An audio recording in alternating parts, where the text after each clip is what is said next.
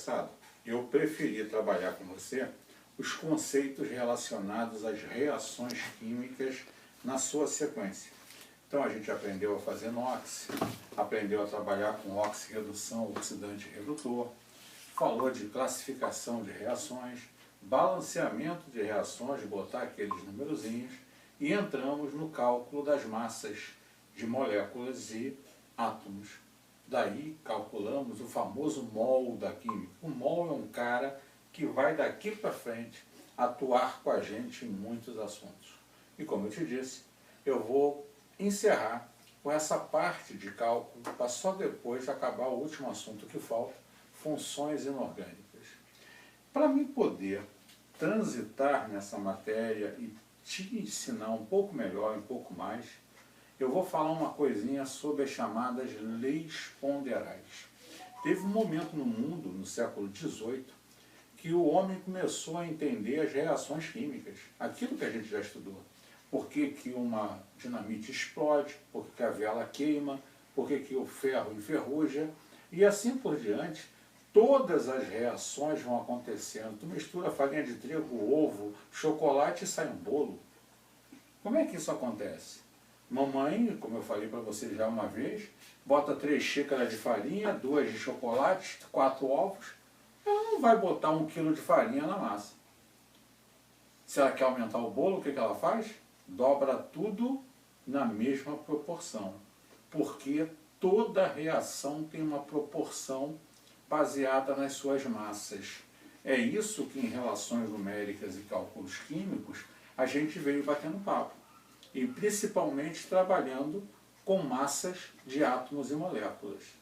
E agora é a hora de aplicar aquilo aqui, nas reações. Até aqui eu disse a você assim, olha, se eu botar na minha mão aqui um pouquinho de CaCO3, calcário, eu consigo saber quem é o mol, qual é a massa que está aqui, qual é o volume que ele ocupa, quantas moléculas tem aqui, porque o tal do mol vale a massa da molécula em gramas, vale um volume de 22,4 litros, e aqui vai ter 6 vezes 10 a 23 moléculas. Isso a gente aprendeu para essa substância. O que eu vou pensar agora?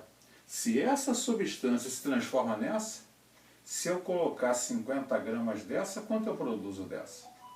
Se eu juntar 200 gramas aqui dessas substâncias, quanto eu vou produzir dessa? É isso que eu espero que a gente, em termos matemáticos, venha a aprender. A primeira lei que vai me ensinar essa linha de raciocínio é chamada de lei da conservação das massas. Só um prelúdio eu escrevi para você. Toda lei ponderal é uma lei baseada nas massas, que estão envolvidas em uma reação química. Quando uma substância se transforma na outra, ela segue sempre uma lei, que é, na verdade, uma proporção. Mas isso é o que nós vamos conversar. Então dá uma sacada para cá. A primeira lei foi baseada nos estudos do cara chamado Lavoisier, considerado, já disse isso a você, o pai da química moderna. Esse cara baseava seus estudos na época, final do século XVIII, em balanças de alta precisão, na realização de reações químicas em recipientes fechados, que não tivessem contato com o meio ambiente. E, finalmente, por observação e anotação dos valores que ele encontrava quando ia juntando cada quantidade de substância para reagir.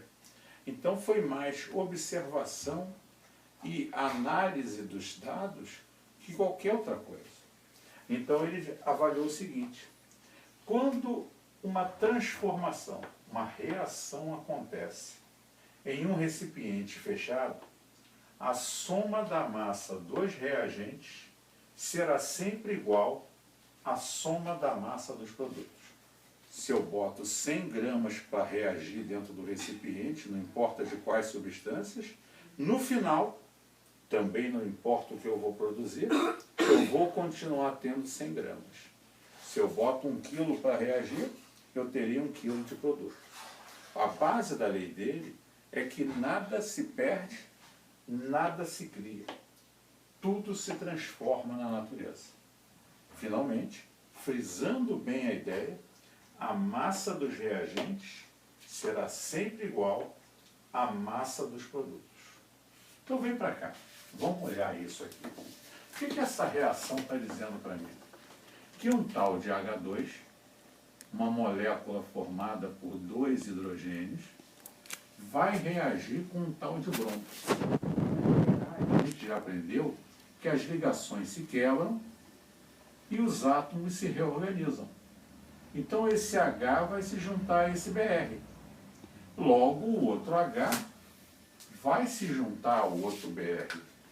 Então eu vou formar aqui, não uma, mas 2 conjuntos ou 2 moléculas de HBr. Por isso a gente botou esse número na frente, lembra disso? Então, Edson, cada um conjunto desse reage com um conjunto desse, formando 2 conjuntos desses. Mas olha só, se tinha 2 hidrogênios e no final tem 2 hidrogênios, se tinha 2 bromos e no final tem 2 bromos, a massa dos reagentes tem que ser igual à massa dos produtos. Como eu aprendi a mexer com massa? Massa molecular, ou mol. Então vamos lá? Vamos analisar isso aqui? Se a molécula tem 2 hidrogênios, quem é a massa dela? 2 vezes a massa do hidrogênio, que é 1. Legal.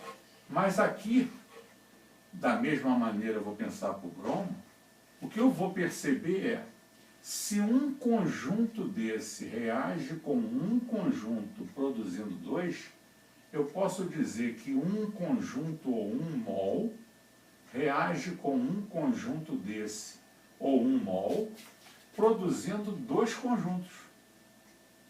2 mols ou 2 moléculas.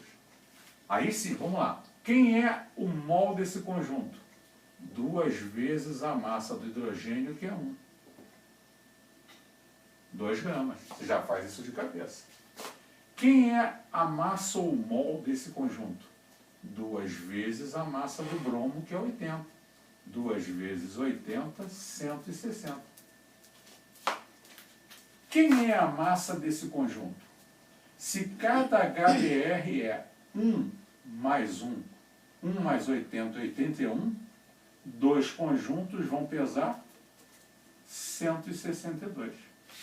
O que o Lavoisier concluiu é que a massa total dos reagentes, 2 mais 160, 162 gramas, é sempre igual à massa total dos produtos, 162 gramas. Isso é a base da lei do Lavoisier, que o conjunto que está nos reagentes é sempre igual ao conjunto que está nos produtos em termos de massa. Vamos pensar aqui? O que ele está dizendo para mim? Que 2 conjuntos desse, então 2 mols ou moléculas, reage com um conjunto desse. 1 mol, uma molécula, um conjunto. E produz aqui o que? 2 conjuntos desse, ou 2 mols. Então vamos lá? Quem é o mol ou a massa desse conjunto? 2 vezes o oxigênio, que é 16, 32, com 32 do enxofre, 64. Se cada conjunto pesa 64 gramas, 2 conjuntos vão pesar 128 gramas. Qual é a massa desse conjunto? 2 vezes o oxigênio, que é 16. 2 vezes 16, 32 gramas. Qual é a massa desse conjunto, dessa molécula? 3 vezes o oxigênio, que é 16, 48, com 32, 80. Se cada conjunto pesa 80, 2 mols ou 2 conjuntos pesam 160. O que o Lavoisier conseguiu provar é que a massa dos reagentes, 128 desse com 32 desse, 160, é igual à massa dos produtos, 160 gramas. A lei dele estabelece só isso. Na sua análise de uma reação, a massa total dos reagentes é sempre igual à massa total dos produtos. É isso que ele fala. Vamos lá? O que ele botou aqui para reagir? 2 conjuntos de magnésio, 2 magnésios ou 2 mols, um conjunto de O2, 1 mol, 2 conjuntos de MgO, ou 2 mols. Quanto vale a massa do magnésio? 24. Mas não são 2 conjuntos? 24 vezes 2, 48.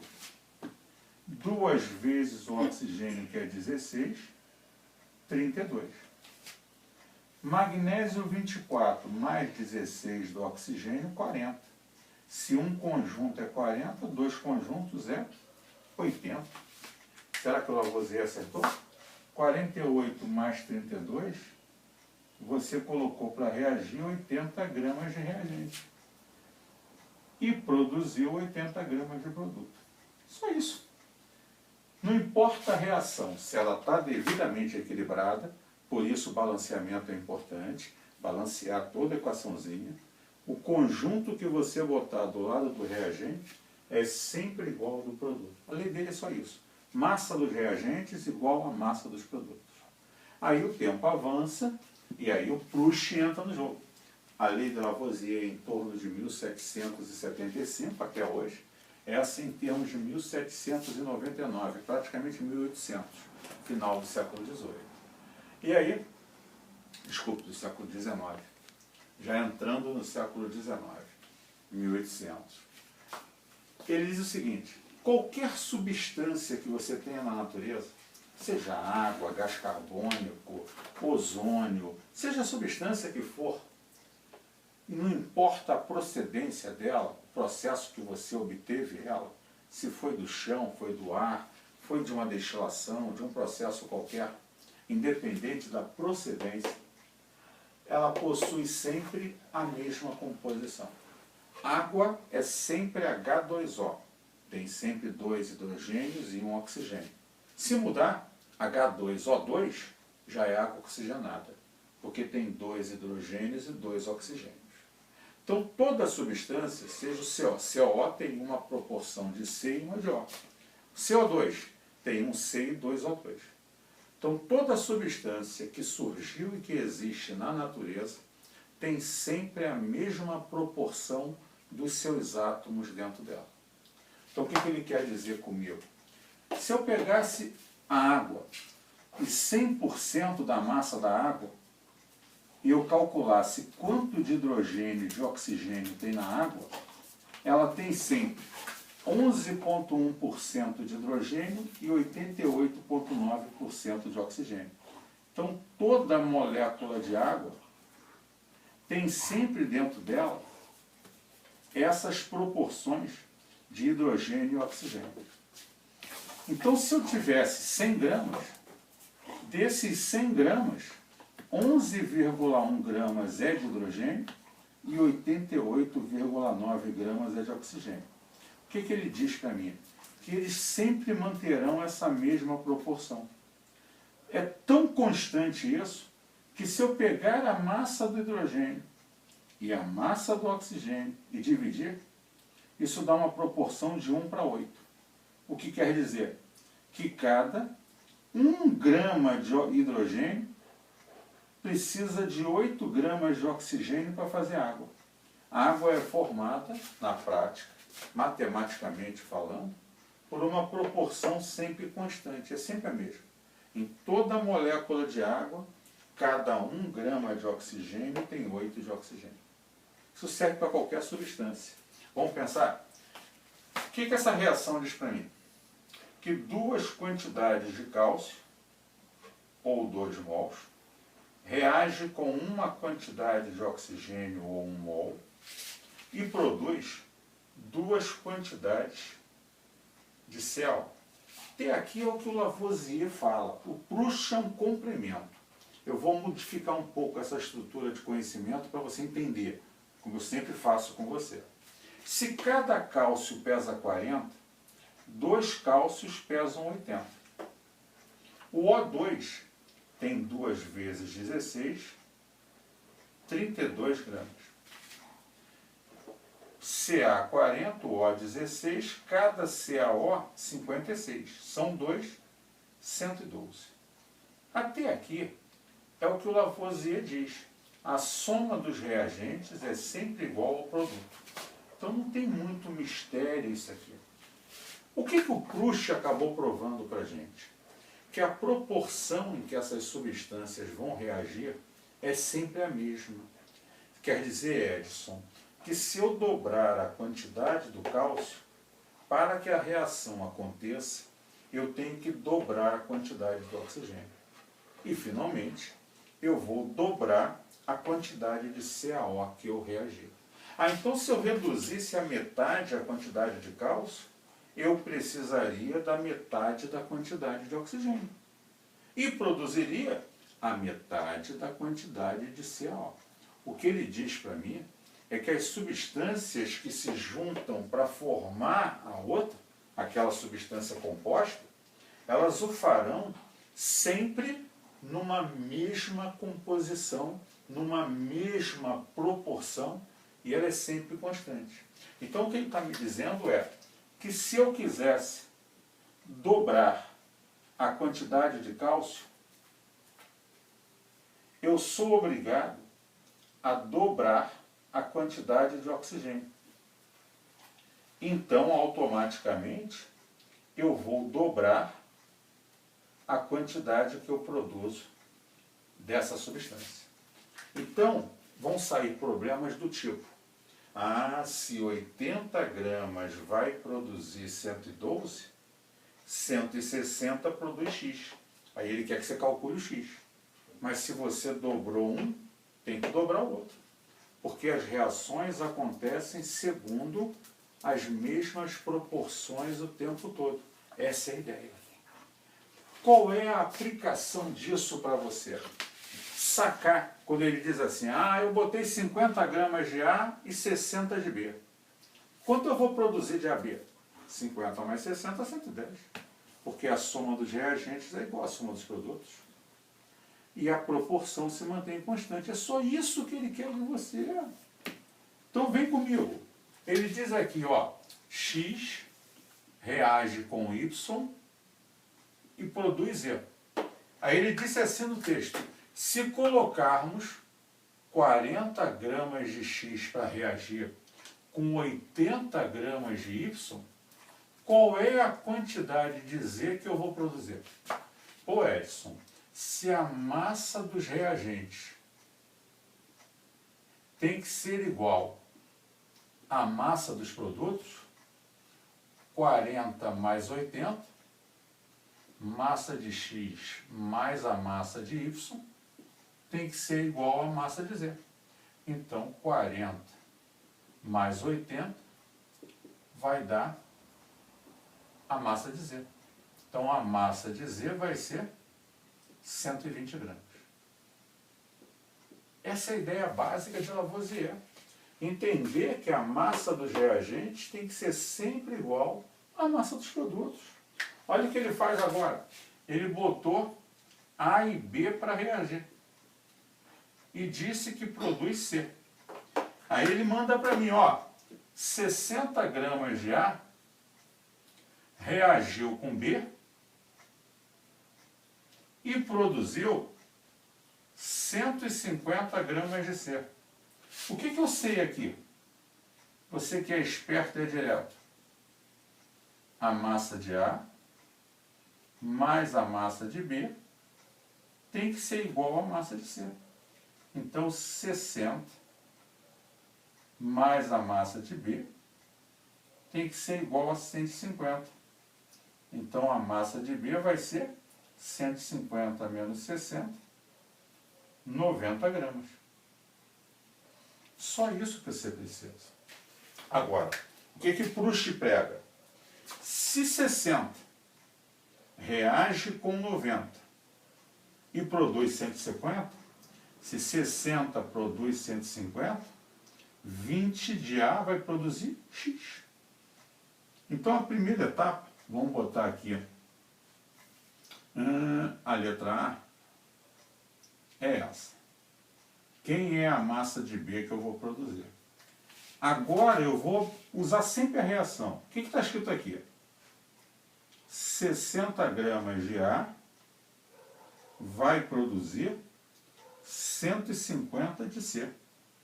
É isso que está aqui. Então, Edson, se eu reagir 20 gramas de A, quanto é que eu vou produzir de C? X, regra 3, sempre isso. Mas se aqui eu reduzir a terça parte, 60 por 3 dá 20, desse lado, 150 por 3 dá 50. Se não viu, faz a conta. 20 vezes 150 dividido por 60, isso vai dar 2 por 6 vai dar 3, 150 por 3, 50 gramas. Flux e Lavoisier só servem para esse tipo de assunto. Sacar que a massa que eu junto dos reagentes tem que ser igual à do produto. E que se eu dobrar de um lado, dobra do outro. Se eu aumentar em 10 vezes, aumenta em 10 vezes. É só isso. Essa é a base do conhecimento que a gente tem que ter aqui. Daqui a pouco a gente vai fazer mais exercícios e aplicar essas leis com mais tranquilidade na próxima etapa do processo. Não percam, mas vocês são bons, acompanham bastante, e é isso a base do processo, ok?